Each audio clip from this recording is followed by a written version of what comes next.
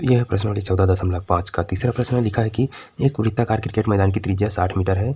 मैदान के बाहर चारों ओर 7 मीटर चौड़ी दर्शक दीर्घा बनानी है, उसका क्षेत्रफल ज्ञात कीजिए। ठीक है, तो चलिए इसको हल कर लेते हैं। तो सबसे पहले दिखा है वृत्ताकार क्रिकेट मैदान हो रहा है। वृत्ताकार मतलब वृत्त की जैसे गोल होगा। ठीक है, तो ये क्रिकेट की मैदान है, समझ लेना। और इसके जो है मैदान की त्रिज्या 60 मीटर है। तो यहाँ से एक केंद्र होता है, केंद्र से कहीं भी ले लो, इधर ले या कहीं और दूसरी जगह, ये जो है 60 मीटर ही है। ठीक है, अब बोल रहे हैं मैदान के बाहर चारों ओर 7 मीटर चौड़ी दर्शक दीर्घा। ठीक है, तो मैदान के चारों ओर बाहर में ऐसे जो है दर्शकों के बैठने के लिए कुछ बना रहे हैं। ठीक है, इसको दर्शक दीर्घा बोल रहे हैं। ठीक है, इधर जो है चौड़ाई कम हो गया, इधर बढ़ गया है, तो उसको जो है गलत मत समझना, क्योंकि जो है हाथों से बना रहे हैं तो कम ज़्यादा हो ही जाता है। ठीक है, तो इस तरह से कोई दर्शक दीर्घा बनाएगा। ये जो है बीच वाला मैदान है और इसकी जो चौड़ाई है वो 7 मीटर दिया है। ठीक है, 7 मीटर, और अंदर जो है 60 है और जो है बाहर जो है 7 है। तो हमें बोल रहा है कि चौड़ी दर्शक दीर्घा बनानी है, उसका क्षेत्रफल। तो जो ये भी वृत्ताकार मार्ग है तो इसका क्षेत्रफल ज्ञात करना बोल रहा है। तो हमें पहले ही पता है, हमारे अगर बाकी प्रश्नों को देखा होगा तो वृत्ताकार मार्ग का लिए एक सूत्र है। ठीक है, वृत्ताकार मार्ग का क्षेत्रफल के लिए एक सूत्र है, बराबर होता है बड़े वृत्त का क्षेत्रफल ऋण। ठीक है, ऋण छोटे वृत्त का क्षेत्रफल। ठीक है, तो बड़े वृत्त के क्षेत्रफल में छोटे वृत्त का क्षेत्रफल को घटा दोगे तो जो मार्ग बना है या जो भी बना होगा, जैसे दर्शक दीर्घा बोल रहे हैं, उसका क्षेत्रफल मिल जाएगा। ठीक है, तो सबसे पहले यहाँ पर जो दिया है उसको भी लिख लेते हैं। दिया है क्रिकेट मैदान की त्रिज्या, तो छोटे त्रिज्या है। ठीक है, तो इसको R1 मान लेते हैं। R1 बराबर 60 मीटर दिया है। और उसके बाद जो है बड़े वृत्त, ठीक है, बड़े वृत्त को इसको R1 नहीं छोटे 4 मानते हैं, और बड़े वाले को दो इसको बड़े R मान लेते हैं। ठीक है, बड़े वृत्त के लिए तो इसका त्रिज्या कितना हो जाएगा, ये तो 60 है, उससे में जो है 7 मीटर और आगे हो गया। ठीक है, तो इसको ऐसे जोड़ सकते हैं, 7 धन 60 तो हो जाएगा 67 यानी कि 67। ठीक है, ये बड़े वृत्त के लिए हो गया, क्योंकि अब जो है यहाँ से ऐसे गिनते आएंगे तो इतना 60 है और ये 7, तो दोनों जुड़ गया। ठीक, तो अब जो है इसका क्षेत्रफल का मान इसमें रख देंगे तो ये जो है बहुत आसानी से बन जाएगा। ठीक है, तो चलिए इसका मान रखते हैं। और एक और सूत्र आपको बताना भूल गया। ठीक है, वृत्त का जो है वृत्त का क्षेत्रफल वाला सूत्र होता है पाई R वर्ग। ठीक है, अब R के जगह हम इसके लेंगे तो छोटा R चलेगा, इसके लिए बड़े R लेगा। ठीक है, तो चलिए वृत्ताकार वाले में सूत्र मान रखते हैं। तो वृत्ताकार मार्ग, ठीक है, आप यहाँ वृत्ताकार मार्ग एक जगह में वृत्ताकार दर्शक दीर्घा भी लिख सकते हैं। ठीक है, वृत्ताकार मार्ग का क्षेत्रफल बराबर हो जाएगा बड़े वृत्त का क्षेत्रफल क्या हो जाएगा, बड़े वाला इस सूत्र से काम करेगा। ठीक है, बड़े R से, तो इसके लिए पाई बड़े R का वर्ग ऋण छोटे वृत्त के लिए पाई छोटे R का वर्ग। ठीक है, इस तरह से बना सकते हैं इसको।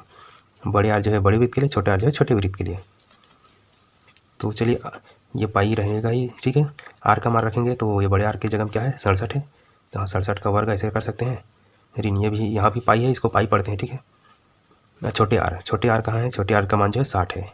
यहाँ M लिख दिया हूँ, उसको हटा देता हूँ फिलहाल, तो 60, इसके ऊपर भी ऐसे वर्ग लिखेंगे। तो देखिए दोनों में पाई है, तो पाई को ऐसे बाहर निकाल कर कोष्टक बना सकते हैं, इसको उभयनिष्ठ कहते हैं। ठीक है, कोई संख्या जो है कोई चीज़ जो दोनों में एक जैसे है तो उसको बाहर निकाल सकते हैं इस तरह से। तो अंदर में देखिए 67 का वर्ग ऋण यहाँ जो है 60 का वर्ग बच रहा है। ठीक, कोष्टक बंद कर देना इस तरह से।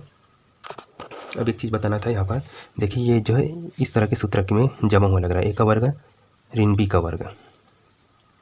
ठीक है, देखिए ए की जगह 67 है, बी की जगह 60 है, ए का वर्ग ऋण बी का वर्ग।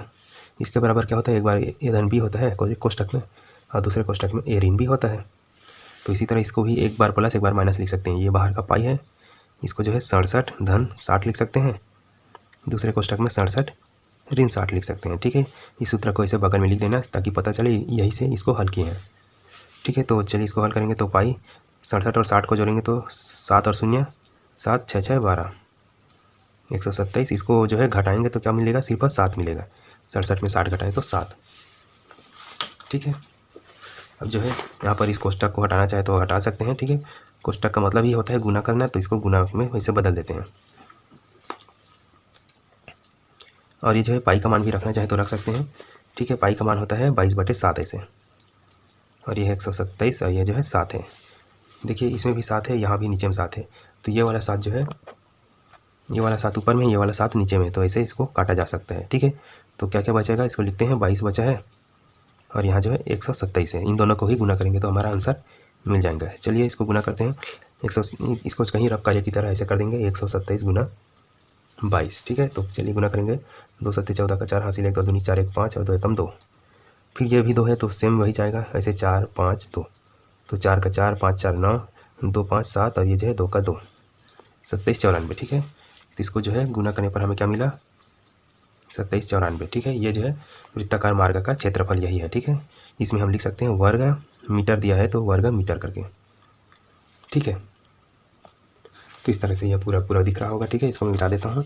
तो आप लोग इसको नोट करना चाहे तो नोट कर सकते हैं। वीडियो अच्छा लगा तो प्लीज़ सब्सक्राइब जरूर कर लेना। लाइक नहीं करना है मत करो, डिसलाइक करना है डिसलाइक कर दो, लेकिन कम से कम सब्सक्राइब जरूर कर देना, ठीक है। वीडियो देखने के लिए बहुत बहुत धन्यवाद। मिलते हैं कोई दूसरे प्रश्नों के साथ। इसको नोट करना चाहे तो नोट कर सकते हैं, वीडियो को रिपीट करना चाहे तो रिपीट भी कर सकते हैं। आपके हाथ में आपका मोबाइल है, ठीक है।